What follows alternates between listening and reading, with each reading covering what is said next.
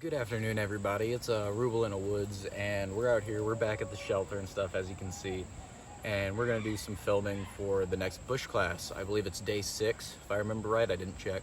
But basically, what we're gonna be doing is we're gonna kind of be knocking out a couple electives, and we're gonna be knocking out hopefully 2 main events. So basically, what we're gonna be doing today is first we're gonna really quickly knock out 5 tree ID and uses. We're gonna be going over my personal survival kit, our first aid kit, doing a simple snare. So 4 things. So anyway, I guess we might as well get just some things we want to knock out first in terms of electives. That shouldn't take too long, doesn't need to take too long, is going over my med kit and my personal survival kit. Both these things can fit in cargo pockets, but I keep them in my outdoor bag. It's a MOLLE compatible pouch that I use, and it has 3 different compartments. One with electronics and basic stuff, complete outdoor stuff, and then just notepad and pens up here in the front. But we'll run through it really quickly so it doesn't take too long. We've got a Mylar blanket, you got duct tape, my cutting tool, which is a Victorinox Swiss Champ, a battery and a charging cord for my phone. I can also charge, other things with it. We've got matches, a knife sharpener, a ferro rod, a cotton ball with Vaseline in a bag that used to have more, but I've used them. Cordage in terms of paracord. We have 2 hanks of it. A UST container that has more fire tinder in it in terms of cotton balls and Vaseline. Extra batteries for my pocket flashlight. Contacts, because I wear contacts. Wipes and lip balm. Pretty saw the stuff in the front. I've got cutting tool. I've got very basic shelter. I've got fire, and I've got cordage. So I've basically got the things I need to survive for a little bit, or just kind of jumpstart me in a survival situation if need. Next thing we're gonna go over is my medical kit. It's a 3-piece system basically. I have this, and I have this up in the front. So basically what we got here is, this is just a minor to medium wound kit, not to take care of anything traumatic, stuff like that, just stuff that you can experience fairly frequently when you're out in the bush working with tools. So we have a MOLLE compatible multicam IFAK pouch right here from Warrior Assault Systems. Has meds, so it's clearly distinguishable as a medical kit. Open it up, and you've got, first you start with gloves, because you need gloves. And outside of that, I keep beside it is a Israeli pressure bandage for heavier bleeds that aren't arterial. And then once you get to the inside, we've got a bunch of just medium wound supplies. We've got an elastic bandage, basically for support if you have a broken leg or a sprained ankle, sprained limb. Stuff 4-inch gauze roll and 2 4x4 gauze pads. Petroleum gauze, you got 2 of them. They're Vaseline gauze.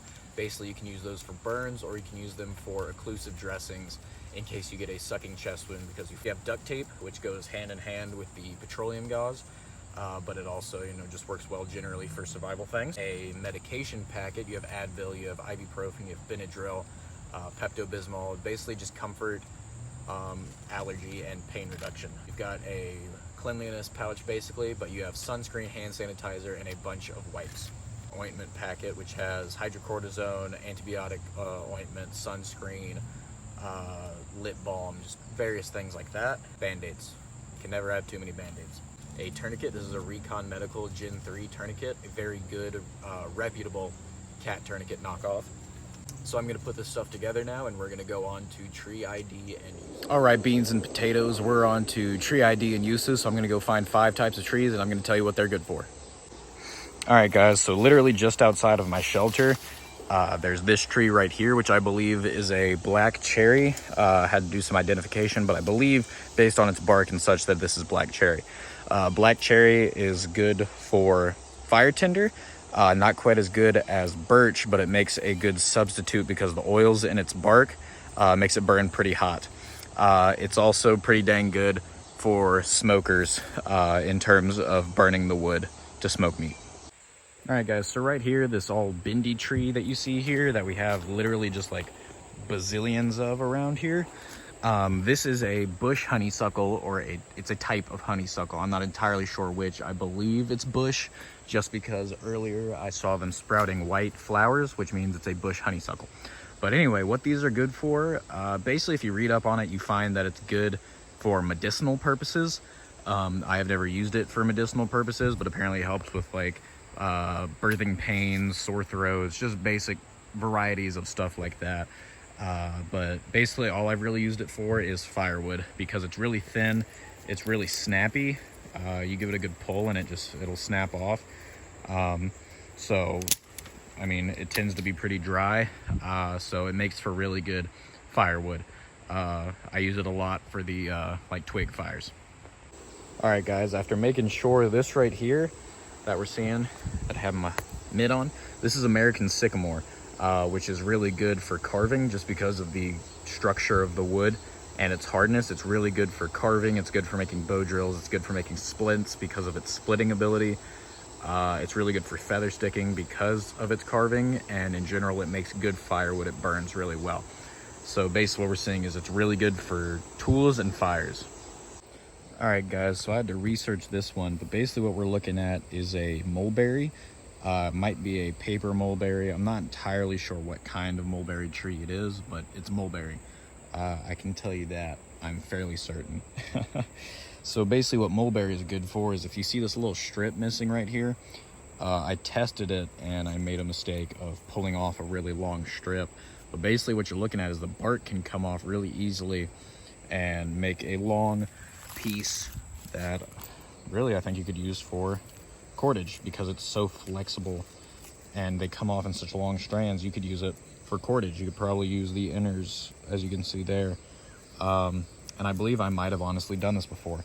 I just wasn't sure. I've taken down a recently dead tree and I used it, but I stripped it of its bark and it all came off in these long thin strips. So it might have been a type of mulberry, and I used it for cordage basically. All right, guys, so a final tree of the day, is the eastern white pine. This one's pretty small, I'm assuming pretty young, but basically we're looking at a pine tree. You can tell by the needles and the bark, but I'm fairly certain, I'm not a plantologist, I'm not a botanist, I don't know plants too well, but this is a eastern white pine. I know for a fact this stuff is good, or at least when you have dried needles like this, good for fires, extremely flammable, and then also you can use pine sap for various things. So that's pretty neat. But this is our final tree, number 5, the eastern white pine. On to the fun part now. We got stuff out of the way, just basic overviews of what I have is we're going to make a snare. I'm going to be doing is a hanging snare for small game. It's like on a path or a game trail, stuff, random areas where small game can come through. We're gonna be using jute twine for it. I'm gonna do some twisting to make some better rope for it, and it should be pretty suitable. We're gonna go build it out here on a little trail that I have, and things should go well.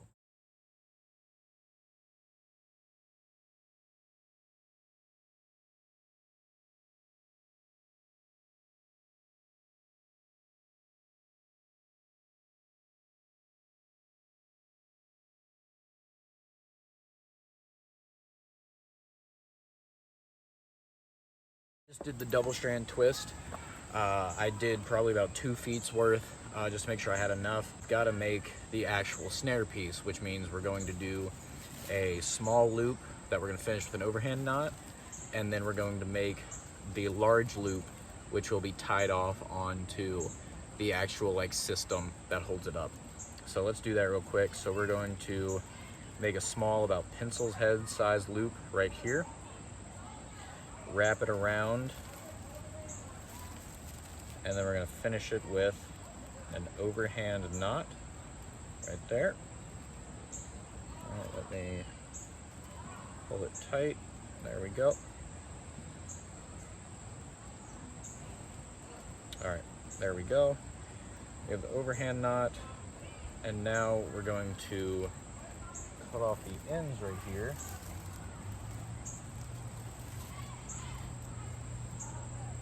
And we're going to take this up through this one.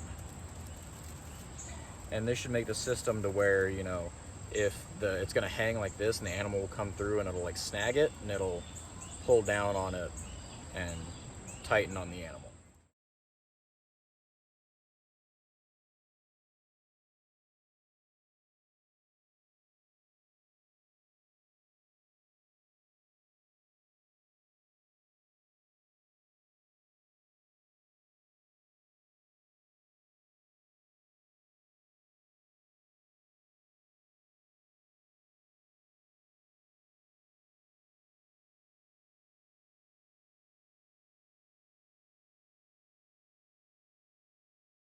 Set up my snare.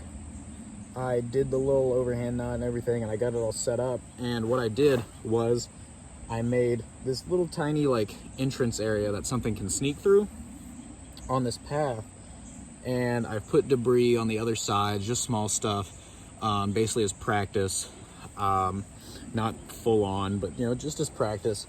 And I made this little system right here where it's basically just a standing system. It'll hold the actual snare that's right here, and whenever an animal decides to walk through it, optimally it would come this way, but you know, either way it'll work, and it'll come through and it'll walk through and it'll tag the snare and it'll snag it, and it won't be able to get away.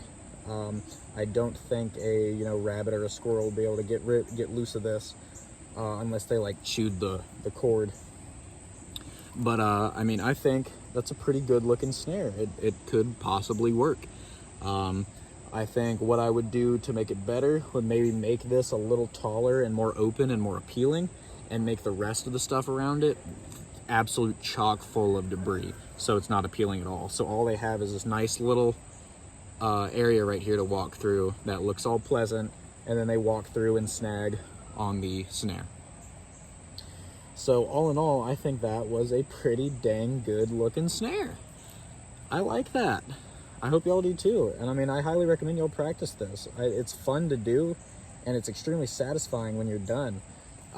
Just, you know, I would say, correct me if I'm wrong in the comments, but make this a little bit more appealing looking, a little bigger and more wide open for something to walk through, and make the rest of the area around it just chock full of debris. And I think that would be a good snare. All right, so that's our snare. Guys, so I just stuck my camera stick back in the ground so you can tell it's a little messed up, but and please ignore the noise. There's tubers being stupid on the island behind me. Tubers come through here a lot, but anyway, you know, today was I would say an interesting day, not necessarily like, you know, the most fun or cool in my opinion, because I mean, we did the tree ID and uses, we did an overview of my personal survival kit and first aid kit, and then we made a simple snare. I mean, all in all, along those points, I mean, I think the snare is awesome. It's cool to finally like have made one that could possibly catch something. But I mean, besides that, going over what I've already made and been using for a long time, not very cool. And the tree ID and uses, very simple stuff, but you know, it is valuable to know your different trees. But I mean, I really did enjoy making this snare. I think it's a cool process to kind of start from ground zero and make your own cordage for the snare and then build the snare. I hope you all have a wonderful day. Thanks a lot for watching. Make sure you like and subscribe, and if you have something you want to ask, or if you want to say something, or you just want to talk, hit me up in the comments. I'll be happy to talk with you. So thanks for watching, and have a great day.